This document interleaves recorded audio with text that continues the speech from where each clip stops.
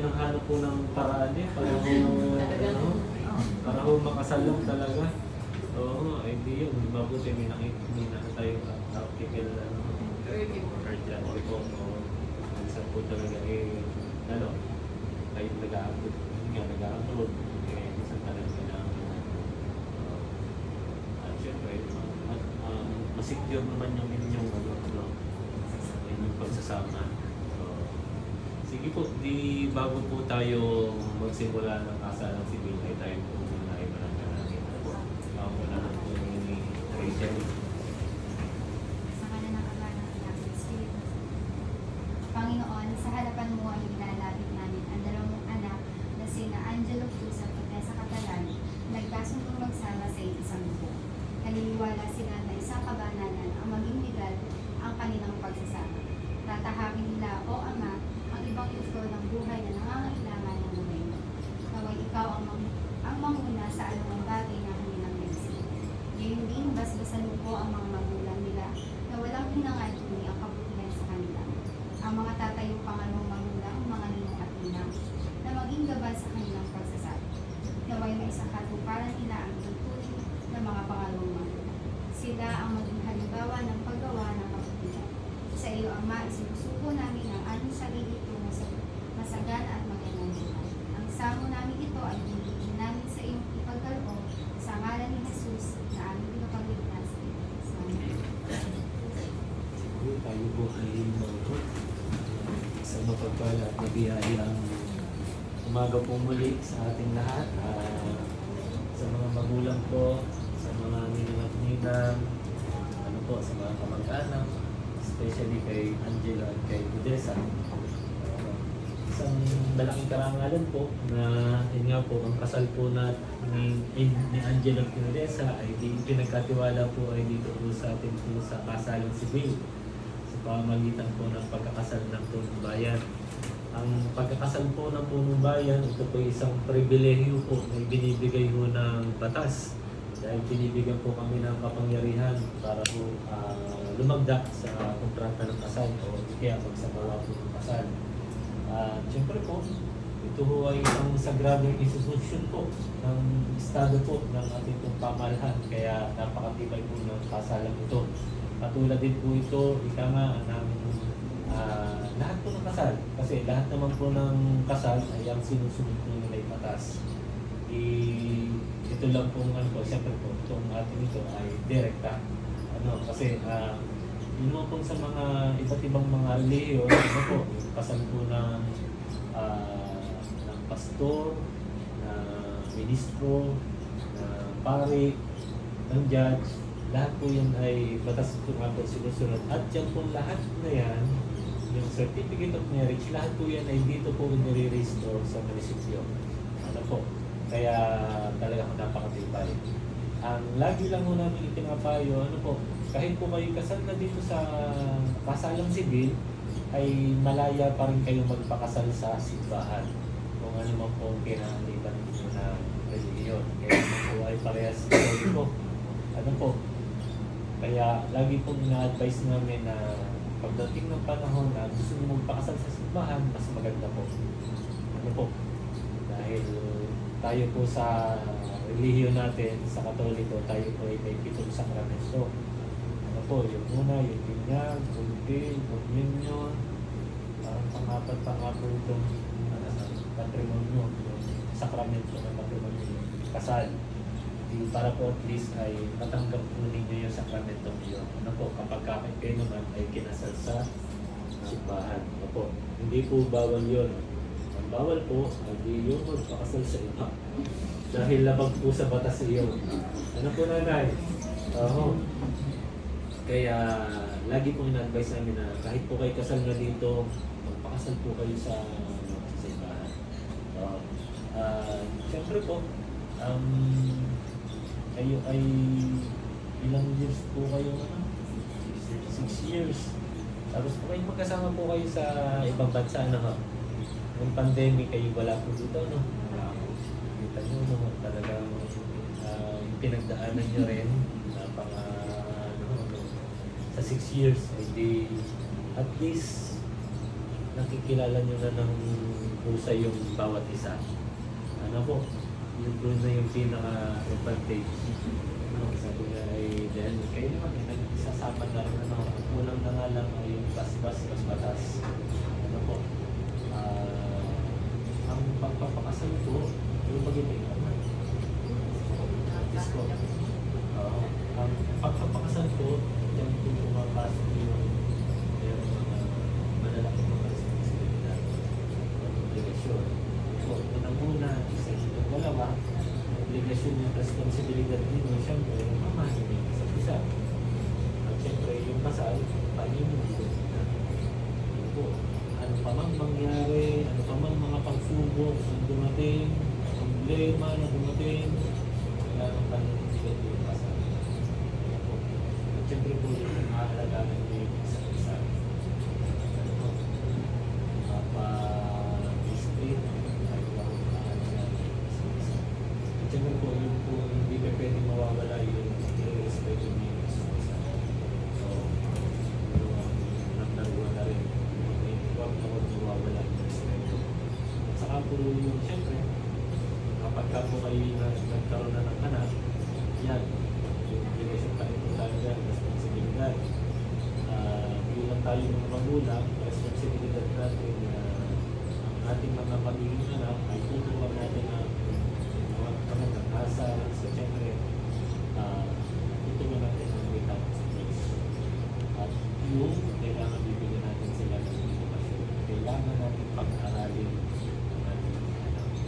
Ano po, dahil sa pamagitan ng mga responsibilidad at obligasyon, yun yung ibibigay natin para magkaroon ng ating mga anak ng magandang kinabukasan.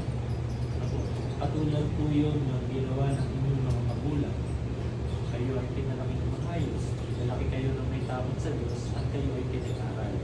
Kaya, ganun din ang gagawin ko sa inyo. Yan po ay obligasyon ng magulang. Ano po, magiging sa inyo. At siyempre po, di ba kayo po ay nagsagawa rin ba kayo naman family planning? Hindi pa. Dahil na-touch na po, no? Huwag na huwag kayong hindi a-attend yung family planning. Kailangan na ng isang pamilya.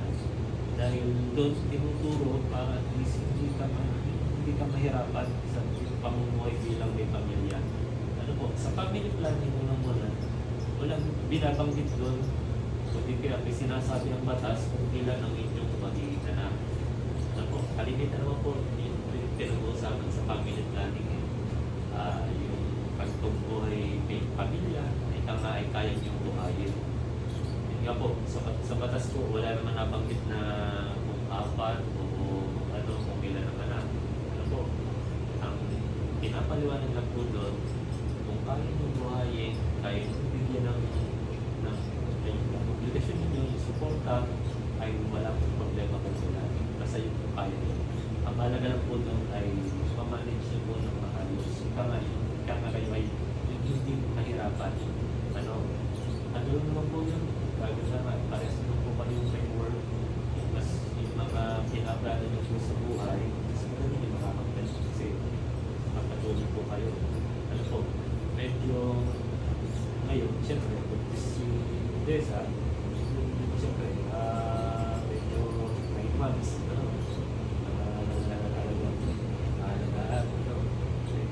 talaga nagtatrabaho na si Angelo. Kaya doon yung pagpaplano, yung paano mo manage. Siyempre, kapag ka nabuntis ang asawa, siyempre, kaya nga ho, ang Panginoon ay binigyan mo yan ng 9 months. Parang ikaw ay habang yung 9 months, naghahanda ka na. Kasi hindi ho yung pagkali ang anak ng dalawang. Diba? Kaya marunong po ang Panginoon. Kasi yun nga, pinaghahanda tayo para sa isisilang mo na anak. Kaya kailangan na yun.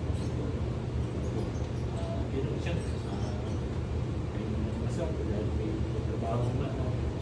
Meron nga po na, kaya nahirap yung kaibigan yung mga albay, kasama ko. Walang trabaho. Hindi preparado. Pero, siyempre, pagka naman mo ang mag-asawa ay may plano, nagagawa ng mga parang. So, kaya napakahalaga po ng pagka ako magpapakasal ay hindi mawawala yung pagpaplano. Hindi ko pwede yung tayo magpapakasal, di gusto. Gusto, kailangan talaga kasi bubuo kayo ng pamilya. Di ba dapat sa pagbubuo, kailangan ng gabla. Yun. At syempre po, sabi nga ako sa pagpapplano, halimbawa, sa isang pamilya, kailangan may provider. Halimbawa, si Angelo yung provider, kumikita para sa pamilya.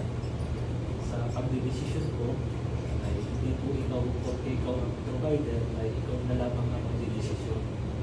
Kailangan ko ay pag-usapan ko dalawa. Kasi nga kayo ay, isa ngayon, kayo ay dalawa kayo. Mamaya pagkatapos natin yung isang isa. Kaya sa bawat desisyon kailangan ay isang desisyon. Hindi yung dalawa. Hindi pwede yung isa lang. Kasi nangyayari kapag halimbawa, nag-decision lang, halimbawa, alin man sa inyo, tapos ay hindi ko naging matagumpay. Hindi dyan ako nangyayari yung sisihan. Hindi dyan yung nangyayari na bigyan na ay away. Pero kapag naman yun yung usapan ninyo, hindi naging matagumpay, napakadaling tanggapin. Ang dali-dali mag-umpisa. Pero pagka yung isa lang, ay di na doon nga yung sisihan. Ang hirap mag-umpisa ulit. So, kaya kailangan po usapan po. Lahat ng magiging decision mo sa buwan kailangan po usapan. At syempre po, sa pagiging buhay pamilya, yun, buo kayo ng isang pamilya.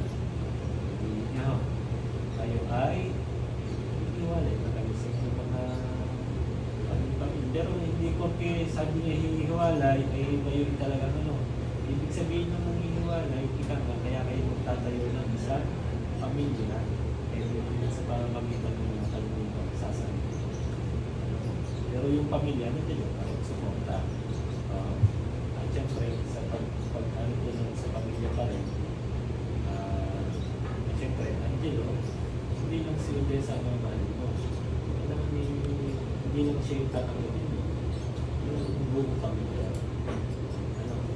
Yung maring Odessa kayo yung pamilya. Hindi lang siya yung tatanggapin mo. Buong pamilya. Kasi nga, kayo ay isa sa kayo. Siyempre po, sa yung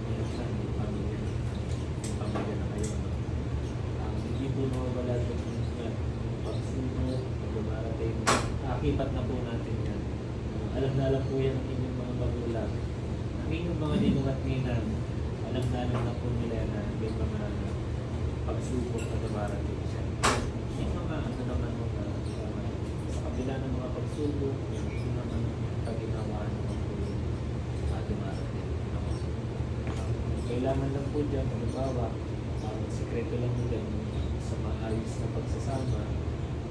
Na ako ay kapag sabi ko nga, hindi ko nawawala ako ng tampuhan, alitan, selosan. Parang ba nangyari nyo may mga ganun? Siyempre, kailangan, bago pa lang kung kayo matulog, huwag nyo na akong palilipasin ng mga kapag na pinusin mo ng problema. Kasi pagka nga akong nalipasan, wala po, hindi mo na kayo nagpapansin na nalipasan na naman, wala nang pakialaman. Ang problema po, hindi po yung nababawasan. Hanggat hindi na ayos, yung sa padagdag. Kapag nangyari yung hindi naman nagpapansin na, walang pakialaman, at saka na naman ang problema, hindi na ako yung nagkakasakit at dagdag. Mas lalo tingin ko kung saan hindi man yung nagkakasakit at physical. Kapag dumating yung time na yun, doon na nawawala yung stress. Kapag nangyari yun, yung dalawang mag-asawa, magdidesisyon na maghiwalay. Yung dalawa, sa tingin, sa desisyon ng dalawa, sila lang yung naghiwalay. Pero sa mata ng tao, sa mata ng Diyos, sa mata ng batas, kasal pa rin yung dalawang naghiwalay. Kaya ito po yung protection sa inyong pagmamahal. Ano? Kaya sabi ko nga, paninindigan naman po ito kapag kayo may kasal na. Kaya ito po yung protection sa inyong pagsasama sa inyong pagmamahal. At ang tanging pwede lang po makapagpawalang visa ng kasal ay tanging batas na lalama. Kahit batas nila sa inyo. At isa pa po, kung pamantayan lang pwede makapagpawalang visa. Dahil sabi lang tayo, diba? Sickness and health, will death do us part. Sa pamamahan ito po. Kaya po hindi nila po pwede makapagpawalang visa kasal. Pero yung kung sa batas, napakabihira po yung annulment. Ano, talaga lang nung napakatinding dahilan. Kaya tatanggapin ng batas. Kaya sila yung nabihira. Pero napakabihira. So, yun po yung hindi ng kasal. Kaya sabi ko na ako, ito po yung magpuproteksyon sa inyong pagmamahal. Kasal. Siyempre, lalatigin sa inyong mga pagmamahal.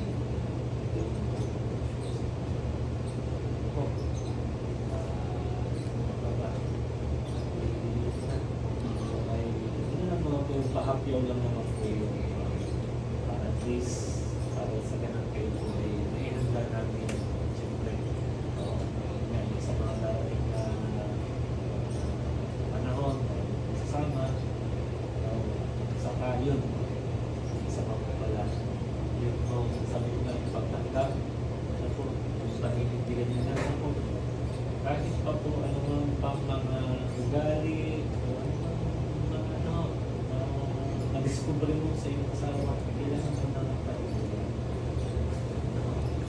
Para ako nga po 22 years na kasal. Pero may nadidiscover pa rin ng kaibang ugali ng aking asawa. Wala na akong magawa, kundi tanggap eh. Pero kapag ka naman, siyempre, pagka hindi mo magandang ugali o ano pa, kailangan mo na para magtugma kayo. Hindi pwede yung pagka ito na ako nung nakakilala mo yun. Ito na yung ugali ko nung ako nakakilala mo. Ang aking panuntunan doon, pwede mo lang katwiran niya kung kayo ay tinatatalaga pa, hindi pa kayo kasama. Pero kapag kayo kasama na, hindi mo na pwede yung katwiran niya. Ito na yung ugali ko nung ako nakilala mo. Kasi kailangan talaga mag-access para magtugma kayo. Dahil sabi ko nga, isa na kayo. Hindi kayo magkakapag-inasal kayo siya isa. Kaya yun yung tatanggapin natin, tatanggapin yung isa't isa, kahit sino kayo. Siyempre, yung mahalagaan yung isa't isa at respect yung isa't isa. Po. At kaya po nabirito yung mga minamartina, yung mga magulang, huwag kayong mahihiya na lalapit sa kanila. Sakali mo kapitong yung mga pagsubok dahil sila yung mga tulong sa inyo. Sila yung mga mag-aakay sa inyo. At wala pong magulang na ginusto na ang mga anak ay nahihiwalay. Dahil ang mga magulang ang gusto lagi niya ay sinasama sa kahit ang mga anak. Kaya yun po ay obligasyon, siyempre, ang mga magulang ng mga anak ay protection.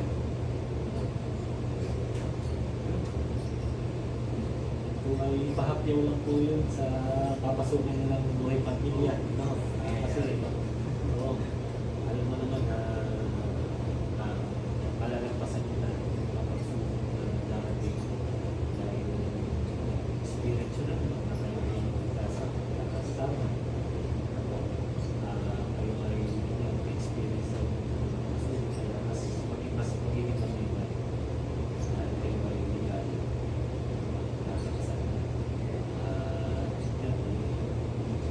Yung pagsubok na buti mo kasama kayo ng pandemic sa Taiwan. Ang hirap lalo kung yung mahal sa buhay ay malayo sa iyo itong pandemic, napakahirap. Kasi kayo ay kasama ko. Hindi nga lang, kayo ay nakaka sa lahat na lang sa inyo, yung mga magulang. Alam mo ba, sabi nila nung sa kami nung nag-a-apply nga ng kasal, talagang yung lumabayo din ng ngayon lang uli namin makikita. Gusto namin makasamin doon.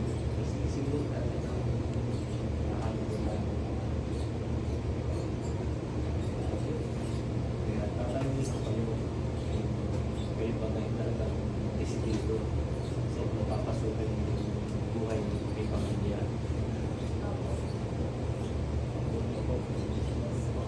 Witness po natin mga magnilang kaya po tayo ng lahat po ay tumayo upang isagawa na po natin ang seremonya ng kasalang sibil. Ako bilang punong bayan may pinagtulungan ng batas ng kapangyarihan na magbigay ng bisa at lumagda sa kontrata ng kasal ay sunod sa Section 444, Artikulo 17 ng Kodigo Lokal ng Pamahalaan. Hinihiling ko kay Angelo at kay Odessa na ipahayag sa harap nating lahat ang kanilang pag-ibig sa isa't isa. Ito po ay tanong ko po muna kay Odessa. Ikaw ba ay kusang loob na pumunta dito upang pakasalan si Angelo na iyong pakamamahalin habang ikaw ay nabubuhay? Yes. Ikaw naman, Angelo, ikaw ba ay kusang loob na pumunta dito upang pakasalan si Odessa na iyong pakamamahalin habang ikaw ay nabubuhay? Opo. Okay? Kayo po ay maghawak kamay, hindi na pagmumunan. Dito na. Yan. Tutungo na po tayo sa pagbibigkis sa inyong dalawa at pagtanggap sa inyong dalawa, sa isa't isa, pagtanggap sa isa't isa. At ito po ay tanong ko pong mali kay Odessa. Odessa, tinatanggap mo ba si Angelo bilang iyong asawa, alinsunod sa batas at relihiyon? Yes po. Ikaw naman, Angelo, tinatanggap mo ba si Odessa bilang iyong asawa, alinsunod sa batas at relihiyon? Opo. Okay, marap na po kayo dito. Kung gayon, kayo ay magsasama sa hirap at ginhawa ng buong katapatan sa biyaya ng Diyos at sa basbas ng batas, kayo ay magsasama at hindi kailanman maghihiwalay. Tulad po ng sinasabi sa Biblia, anumang pinagsama ng Diyos ay huwag paghihiwalayin ng tao. Lalo tigit ni Marites at ni Marisol. Walang pwedeng makapagpahiwalay sa inyong dalawa. Ano po? Kaya mamahalin mo talaga ang isa't isa talaga. Respetuhin ng isa't isa. Ano po? Tutungo na po tayo sa pagsusot ng singsing. May singsing po ngayon. Sige.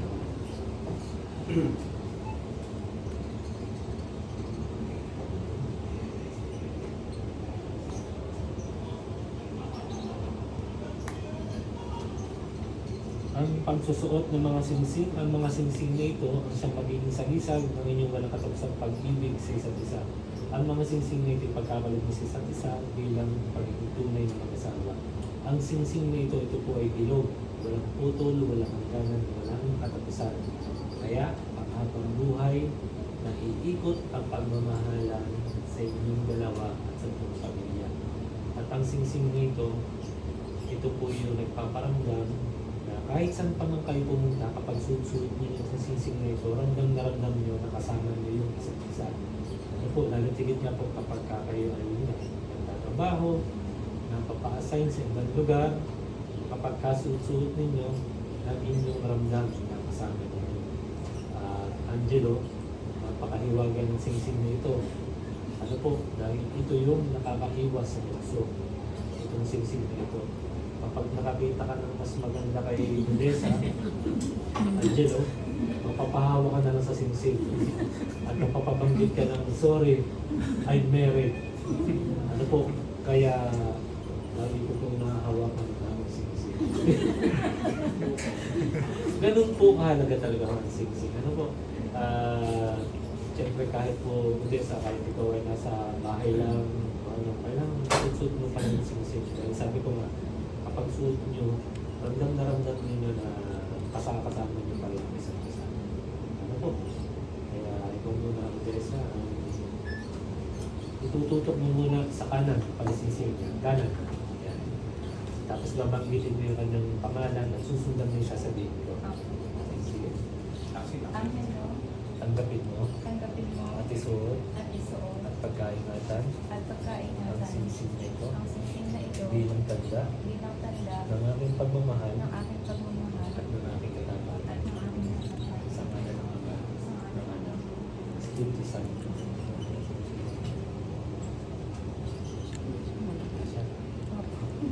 Si Angel naman. Babagitin mo rin naman yung pangalan. Yan. Odessa, Tanggapin mo. tanggapin mo At isuot at isuot ang pagkain natin. ang pagkaingatan Ang singsing na ito. ang singsing na ito Bilang tanda. bilang tanda Ang aming pagmamahal. ng aking pagmamahal At ng aming katapatan. ng aking katapatan Sa ngalan ng Ama. sa ngalan ng Ama, ng Anak, At ng at Espiritu ng Santo. Espiritu Santo. Okay, matapos na may lahat ang nagdaos pusong layunin sa inyong mga sinumpaan at sa pamamagitan ng tanggapan ng punong bayan at sa binibigay na kapangyarihan ng batas, ay akin na pong itinahayag na si Angelo at si Odessa ay tunay at ganap na mag-asawa na. Nanay, ito na ho yung pinakamagandang part. Yung kung magtutukaan. Hindi mo pwedeng matapos ang kasalan nang walang tupaan. Kayo magharap uli kayong dalawa. At bibilang ako ng 3, magkikis kayo ng 3 minuto o 3 segundo. Para kuha mo ng mga camera. Okay? 1, 2, 3. Kalakpak. Congratulations. Andyan na. Pipirma natin. Ito po kayo, ito po na ay nag-double check yun. Wala namang correction tayo. Wala.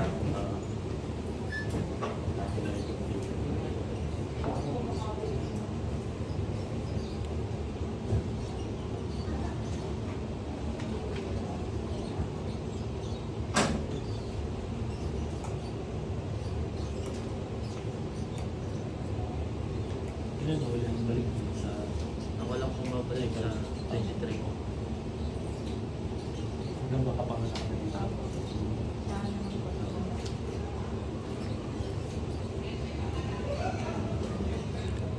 Yun. Yan.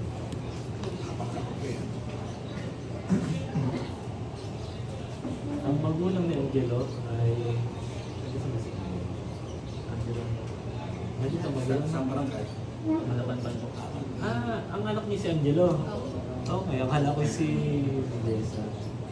Talagang Bahay ko naman siya ko yung kapitan niya. ah, si nanay hindi tayo nag-video call pa, no? Oo. Dapat ako pinista pa. Sa barangay.